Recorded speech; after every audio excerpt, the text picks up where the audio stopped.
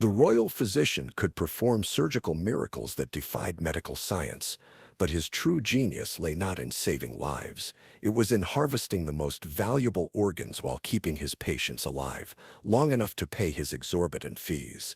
Let us know where you're watching from and what time it is for you in the comments. It's always fascinating to see who's joining us from all corners of the world. Now dim the lights. Maybe turn on a fan for that soft hum in the background. And let's begin our journey together tonight. The first miracle Dr. Cornelius Blackwood performed at Ravencrest Palace occurred on a rain-soaked October evening when Count Aldrich Westmore arrived at death's door, his heart failing after decades of excessive indulgence in wine and rich foods. The Count's family had exhausted every conventional treatment, consulted every physician in the kingdom, and prepared themselves for the inevitable loss of their patriarch and his considerable fortune. Dr. Blackwood entered the Count's chambers like a figure from legend, tall and lean with aristocratic features, silver-streaked hair that caught the candlelight, and hands that moved with the precision of a master craftsman. His reputation had preceded him to Ravencrest. Stories of impossible recoveries, surgical procedures that bordered on miraculous, and a success rate that defied every principle of medieval medicine. The examination he conducted was unlike anything the court physicians had ever witnessed. Where others relied on crude diagnostics and guesswork, Dr. Blackwood employed techniques that seemed to come from centuries in the future. He listened to the Count's heart through a device of his own invention, examined his eyes with magnifying lenses that revealed secrets hidden to normal vision, and spoke of the body's internal workings with knowledge that seemed almost supernatural in its accuracy. Count Aldrich's condition was indeed grave. His heart muscle had deteriorated to the point where conventional medicine could offer nothing beyond palliative care and prayers for a peaceful death. But Dr. Blackwood announced with quiet confidence that he could not only save the Count's life, but restore him to health that would surpass his condition before the illness began. The procedure he proposed was revolutionary, involving direct intervention on the heart itself, while the patient remained conscious and aware. The operation took place in a specially prepared chamber that Dr. Blackwood had converted into a surgical theater. Unlike anything seen in the medieval world, gas lamps provided brilliant illumination, while instruments of gleaming steel were arranged with military precision on tables draped in white cloth. The doctor had insisted on absolute privacy during the procedure, dismissing all court physicians and allowing only his personal assistant, a mute servant named Thomas, to remain in attendance. Count Aldrich was administered a mixture of herbs and distilled essences that left him conscious but incapable of movement or speech, his eyes wide and aware as Dr. Blackwood made the first incision. The procedure that followed would have seemed like magic to any observer. The surgeon's hands moved with impossible speed and precision, manipulating organs that should have killed the patient the moment they were exposed to air. But the true genius of Dr. Blackwood's technique lay not in what he repaired, but in what he carefully preserved for later use. While appearing to perform a miraculous heart surgery, he systematically identified and mapped the Count's most valuable internal organs, noting their condition and estimating their market value on the underground networks that few people knew existed. The Count's liver was particularly pristine, despite his drinking habits, while his kidneys showed the robust health of a much younger man. The heart surgery itself was largely theatrical, a complex rearrangement of tissue and blood vessels that gave the appearance of major intervention while actually changing very little about the organ's fundamental condition. Blackwood's real work involved the installation of ingenious mechanical devices, tiny clockwork mechanisms that would support the Count's failing heart for exactly as long as necessary to complete the financial transaction and establish the doctor's reputation. When Count Aldrich awakened 3 hours later, he felt better than he had in years. His breathing was clear, his color had returned, and his energy seemed restored to levels he hadn't experienced since his youth. The court physicians examined him with wonder, unable to explain the dramatic improvement in his condition. Dr. Blackwood accepted their praise with modest dignity, attributing the success to advanced techniques he had learned during extensive travels in distant lands.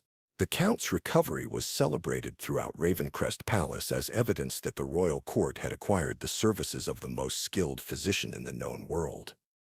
King Edward himself summoned Dr. Blackwood for a private audience, offering him a permanent position as court physician with a salary that reflected his extraordinary abilities. The doctor accepted with gracious humility, requesting only a private workshop where he could continue developing his innovative surgical techniques. For 3 months, Count Aldrich enjoyed perfect health, hosting elaborate dinner parties and regaling guests with accounts of his miraculous recovery.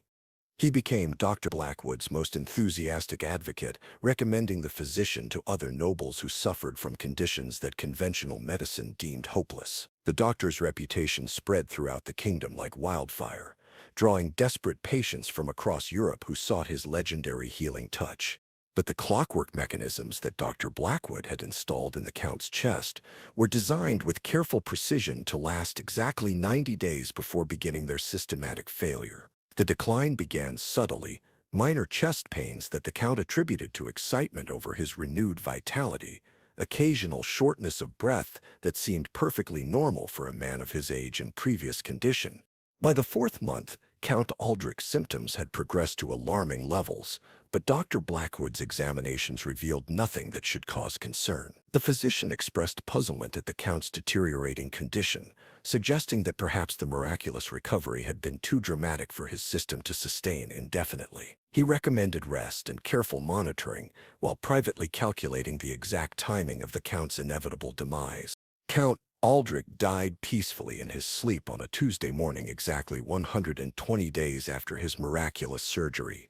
The autopsy, performed by Dr. Blackwood himself with the assistance of other court physicians, revealed the expected heart failure, but also showed clear evidence of the masterful surgical intervention that had granted the Count an additional 4 months of vibrant life. No one questioned the doctor's revolutionary procedures or wondered about the tiny mechanical components that had quietly dissolved into the body's tissues. The Count's funeral was attended by nobility from across the kingdom, many of whom approached Dr. Blackwood seeking consultations for their own medical conditions. The physician had established himself as the premier surgeon of his generation, a man capable of granting additional life to those whose conditions had been deemed hopeless by lesser practitioners. His fees were substantial, but for those facing certain death, no price seemed too high for even a few additional months of existence.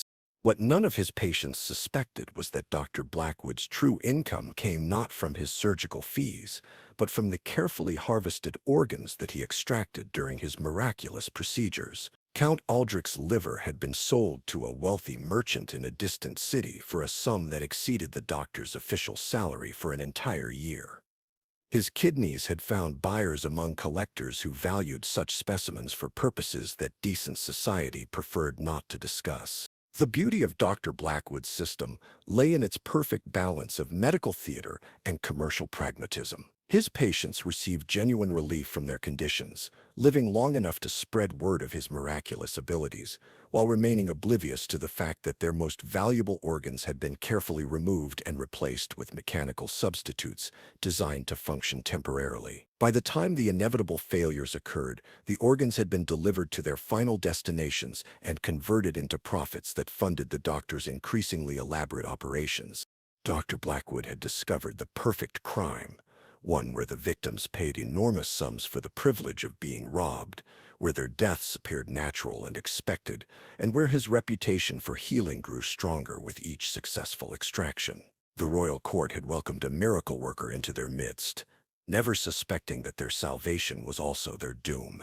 As winter settled over Ravencrest Palace, Dr. Blackwood reviewed his carefully maintained records and selected his next patient from the list of nobles seeking his revolutionary treatments. The system he had perfected required careful timing and precise execution, but the rewards were beyond anything conventional medicine could offer. He was not merely a healer, he was an artist whose canvas was the human body, and whose masterpiece was the perfect integration of surgical skill with commercial opportunity. The transformation of Cornelius Blackwood from struggling physician to master of surgical deception had begun 20 years earlier in the cramped anatomy theater of Grimthorne Medical College, where ambitious young men gathered to study the mysteries of human flesh under the guidance of professors who valued knowledge above morality. Cornelius had arrived at the college as a scholarship student, the son of a blacksmith whose raw intelligence had earned him a place among the sons of nobility who typically dominated such institutions. His natural aptitude for surgery became apparent during his first year, when his steady hands and intuitive understanding of human anatomy set him apart from classmates who struggled with even basic procedures. But it was his discovery of the college's hidden library that truly shaped his destiny. A collection of texts that conventional medical education deemed too dangerous or controversial for standard curricula. The forbidden volumes had been collected over centuries by professors whose curiosity extended beyond the boundaries of acceptable research. Ancient Arabic texts described surgical techniques that medieval European medicine had forgotten, while more recent works explored the commercial applications of anatomical knowledge that decent society preferred to ignore. Most intriguing of all were the journals kept by physicians who had worked in regions where conventional law held little sway, accounts of procedures that treated the human body as a source of valuable commodities rather than a sacred vessel.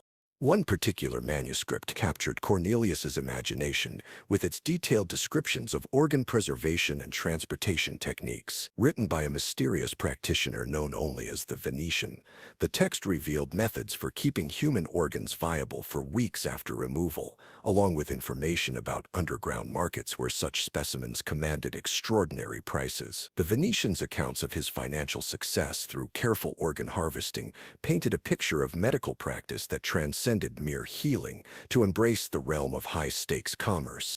Cornelius began experimenting with the techniques described in these forbidden texts, using cadavers from the college's dissection program. His official studies provided perfect cover for research that would have horrified his professors had they understood its true purpose. He developed innovative preservation methods that improved upon the Venetians' formulas, creating solutions that could maintain organ viability for unprecedented periods while leaving no trace of artificial intervention.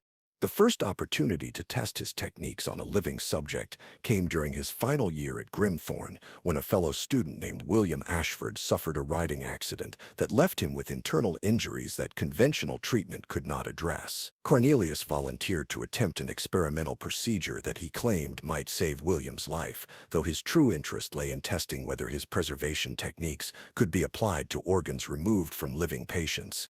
The operation took place in the college's private surgical theater, with Cornelius working alone to maintain absolute secrecy about his methods. William's injuries provided perfect justification for extensive internal exploration, allowing Cornelius to map his patient's anatomy while installing the mechanical devices he had developed to temporarily replace organs that could be harvested for later sale. William's spleen was the first organ Cornelius successfully extracted and preserved using his revolutionary techniques. The removal was accomplished with such surgical precision that the patient experienced no immediate complications, while the mechanical substitute provided sufficient function to maintain the illusion of normal recovery. Within hours of the operation, the preserved spleen was on its way to a buyer in London who had been seeking such a specimen for months.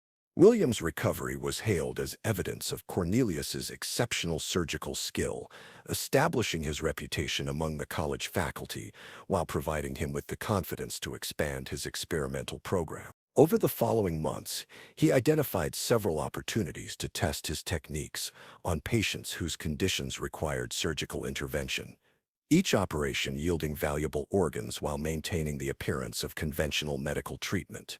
The financial rewards exceeded his most optimistic projections. A single kidney could command prices equivalent to a professor's annual salary, while more exotic organs could fund entire research programs. Cornelius established contact with an underground network of buyers that extended across Europe, collectors and researchers who valued fresh human specimens above gold or precious gems. The Venetian's manuscript had understated the market's appetite for such materials. Demand far exceeded supply, creating opportunities for enormous profit for those skilled enough to provide quality goods. By graduation, Cornelius had accumulated wealth that rivaled that of his noble classmates, though he maintained the appearance of modest circumstances to avoid uncomfortable questions about his income sources. His official thesis on innovative surgical techniques earned him highest honors from the faculty, while his unofficial education in organ commerce had prepared him for a career that would transcend the limitations of conventional medicine. The transition from student experimentation to professional practice required establishing the credibility and connections necessary to attract wealthy patients. Cornelius spent 2 years traveling through Europe's capitals, studying advanced surgical techniques, while building relationships with the international networks that would purchase his harvested organs. His combination of legitimate medical skill and underground commercial knowledge made him uniquely valuable to both desperate patients and discriminating buyers. His arrival at Ravencrest Palace represented the culmination of years of careful preparation. The position of court physician provided access to the kingdom's wealthiest and most influential citizens, individuals whose organs commanded premium prices due to their exceptional quality and the discretion required in their acquisition. King Edward's patronage granted Cornelius the freedom to pursue his revolutionary surgical techniques without interference from lesser physicians who might question his methods. The workshop that Cornelius established in the palace's east wing became his center of operations, equipped with preservation apparatus and mechanical devices that enabled him to maintain his dual career as healer and harvester. The chamber's soundproofing ensured complete privacy during his most sensitive procedures, while hidden passages provided discreet access for the associates who transported his goods to international markets. Most importantly, his position at court provided him with detailed intelligence about potential patients throughout the kingdom. Nobles who suffered from conditions that conventional medicine deemed hopeless were precisely the clients who would pay enormous sums for experimental treatments while possessing organs that commanded the highest prices in underground markets. Their desperation made them ideal subjects for procedures that appeared miraculous while serving commercial purposes that they would never suspect. Dr. Blackwood's education in the dark arts of surgical commerce had prepared him to become more than a physician. He was an entrepreneur whose product was hope itself, packaged in procedures that granted his patients additional months of life, while generating profits that exceeded anything conventional medicine could offer. The skills he had learned in forbidden libraries and practiced on unwitting subjects had evolved into a perfect system that served both his patients' immediate needs and his own long-term financial objectives. As he refined his techniques and expanded his network of buyers, Dr. Blackwood realized that he had transcended the traditional boundaries between medicine and commerce. He was not merely treating patients, he was creating a renewable resource that could sustain his ambitions indefinitely. Each successful procedure enhanced his reputation while providing inventory for markets that seemed to have unlimited appetite for his unique goods. The transformation from struggling student to master surgeon had required sacrificing conventional morality in favor of practical opportunity, but the rewards justified every compromise he had made. Blackwood had discovered that the human body contained treasures far more valuable than gold, and he possessed the skills necessary to extract those treasures while maintaining the trust and gratitude of his victims. The establishment of Dr. Blackwood's revolutionary surgical practice at Ravencrest Palace required more than exceptional medical skill. It demanded the creation of an integrated system that could seamlessly blend healing with harvesting while maintaining the complete trust of patients who pay enormous fees for procedures that would ultimately cost them far more than money. The doctor's genius lay not merely in his surgical techniques, but in his ability to construct an operation that served multiple masters without revealing its true nature to any of them. The selection of patients followed carefully calculated criteria that balanced medical necessity with commercial opportunity.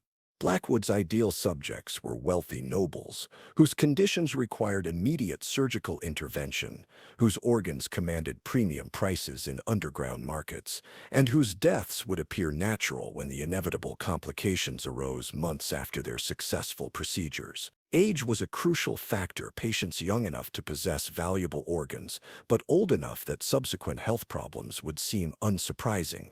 Lady Margaret Pemberton presented the perfect combination of circumstances when she arrived at Ravencrest, seeking treatment for abdominal pains that had baffled court physicians for months. At 35, she was young enough to possess organs of exceptional quality while being old enough that future complications would not raise suspicions. Her wealth was legendary throughout the kingdom, ensuring that she could afford Dr. Blackwood's substantial fees without financial strain. Most importantly, her condition required exploratory surgery that would provide perfect cover for the organ mapping and extraction procedures that formed the core of his commercial operation. The consultation process began with Dr. Blackwood's characteristic combination of confidence and compassion. As he explained to Lady Margaret that her condition, while serious, was entirely within his ability to treat using revolutionary techniques that had proven successful in similar cases. His manner projected exactly the right balance of professional authority and personal concern, making his patients feel simultaneously confident in his abilities and grateful for his attention to their suffering. The pre-surgical preparation involved administering a series of herbal compounds that Dr. Blackwood described as necessary for optimizing the patient's condition for the upcoming procedure. In reality, these preparations served multiple purposes. They began the gradual conditioning process that would make the patient's organs more suitable for preservation. They established baseline measurements for the mechanical devices that would eventually replace harvested organs, and they created a dependency that would make patients more compliant during the extended recovery period.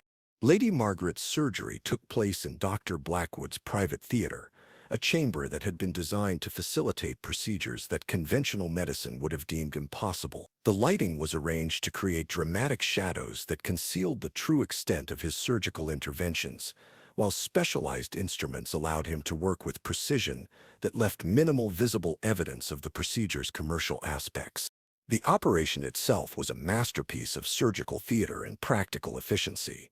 While appearing to address Lady Margaret's abdominal condition through innovative techniques, Blackwood systematically identified and evaluated her most valuable organs, determining which could be safely removed without immediately compromising her survival. Her liver was particularly exceptional, young, healthy, and undamaged by the excesses that typically reduce such organs' commercial value.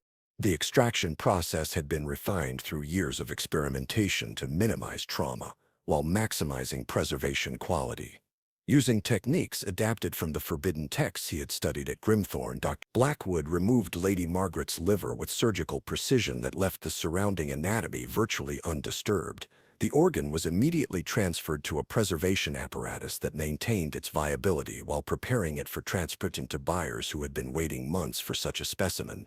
The mechanical replacement that Dr. Blackwood installed was a marvel of engineering that demonstrated his mastery of both surgical and technological innovation. The device was designed to perform the liver's essential functions for exactly the period necessary to complete the commercial transaction and ensure the patient's apparent recovery. Its operation was so sophisticated that even detailed post-mortem examination would reveal only evidence of advanced medical intervention rather than commercial organ harvesting.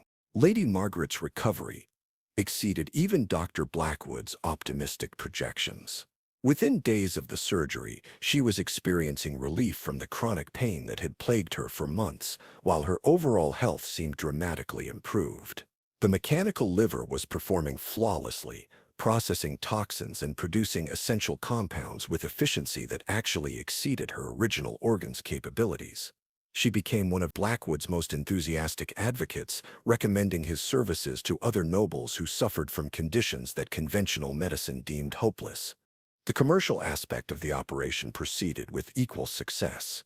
Lady Margaret's liver found a buyer within hours of its preservation, commanding a price that exceeded Dr. Blackwood's official fees by more than tenfold. The organ was transported through underground networks that specialized in moving such valuable cargo across international borders, eventually reaching collectors whose purposes remained deliberately obscure to all participants in the transaction chain. But the true genius of Dr. Blackwood's system lay in its renewable nature. Lady Margaret's recovery would last approximately 6 months before the mechanical liver began its programmed deterioration, creating symptoms that would appear to be complications from her original condition rather than evidence of artificial intervention. Her subsequent decline and death would enhance Dr. Blackwood's reputation as a physician who had granted her additional months of high-quality life while providing justification for his substantial fees. The cycle could then be repeated with new patients whose desperation made them ideal subjects for procedures that appeared miraculous while serving commercial purposes they would never suspect.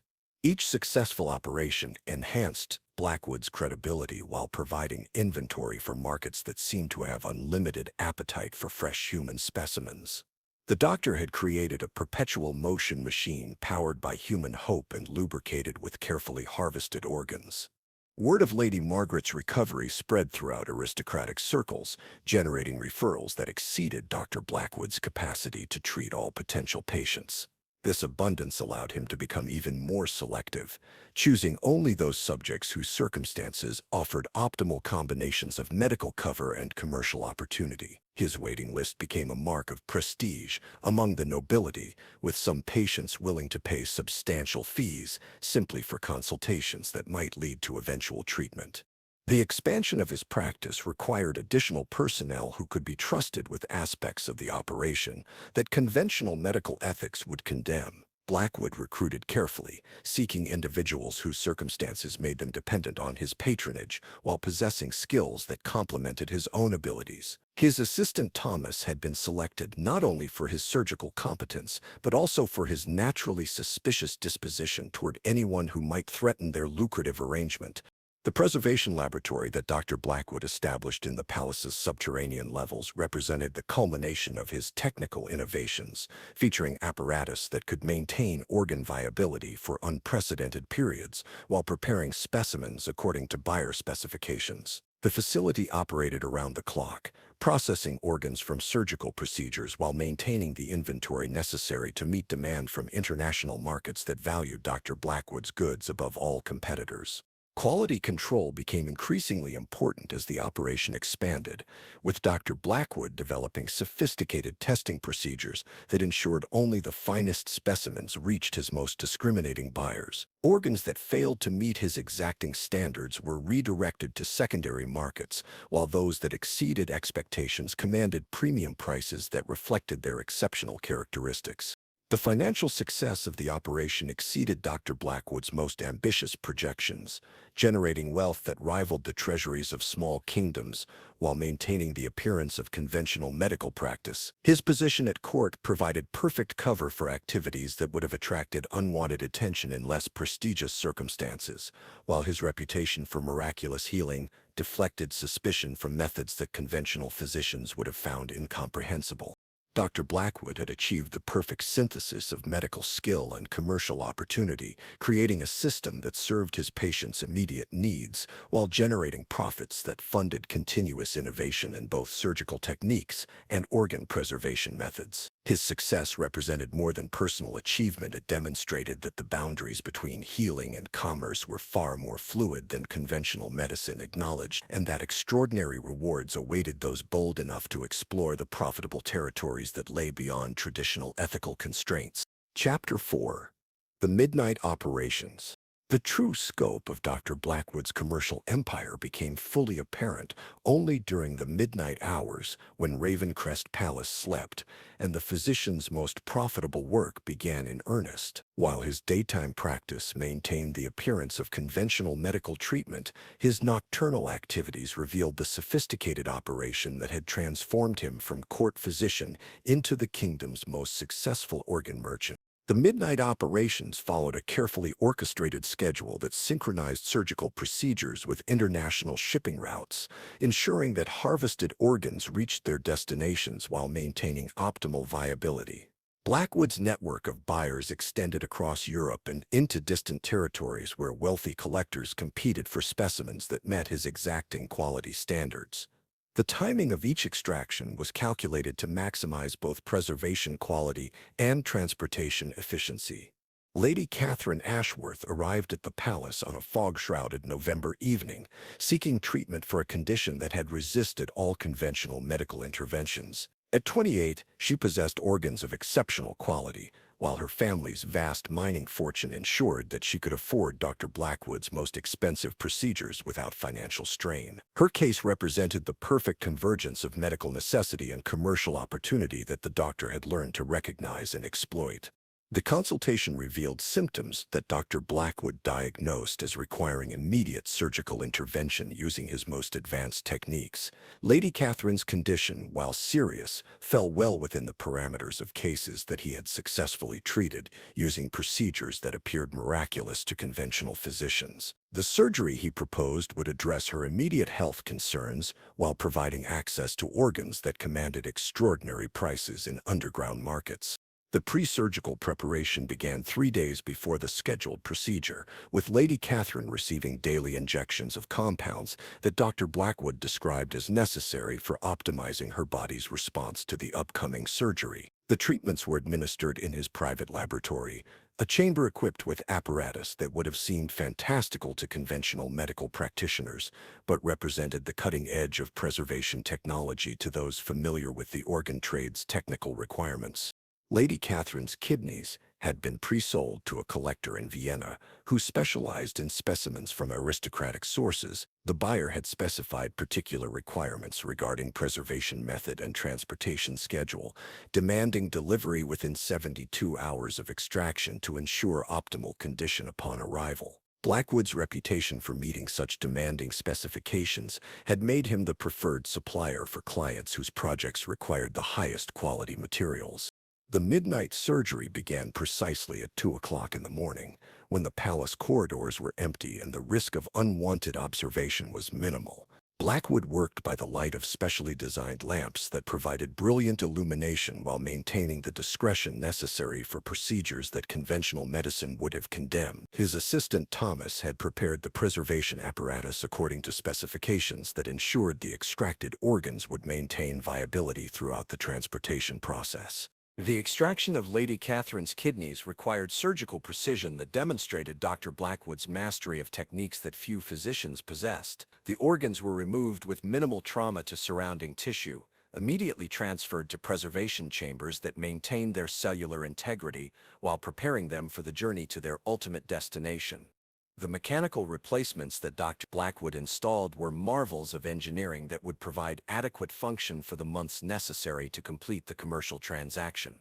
But the true innovation of Dr. Blackwood's midnight operations lay in their integration with transportation networks that operated beyond the scrutiny of conventional authorities. His extracted organs were transferred to specially equipped carriages that maintained preservation conditions while traveling at speeds that minimized transportation time. The drivers who handled these shipments understood that their cargo was valuable beyond measure, while remaining deliberately ignorant of its specific nature or ultimate purpose. Lady Catherine's kidneys reached Vienna within 60 hours of extraction, arriving in perfect condition for the collector who had commissioned their acquisition. The payment for this single transaction exceeded Dr. Blackwood's official annual salary, while the successful delivery enhanced his reputation among buyers who valued reliability above all other considerations. Word of his consistent quality and timely delivery spread through underground networks, generating demand that far exceeded his capacity to supply.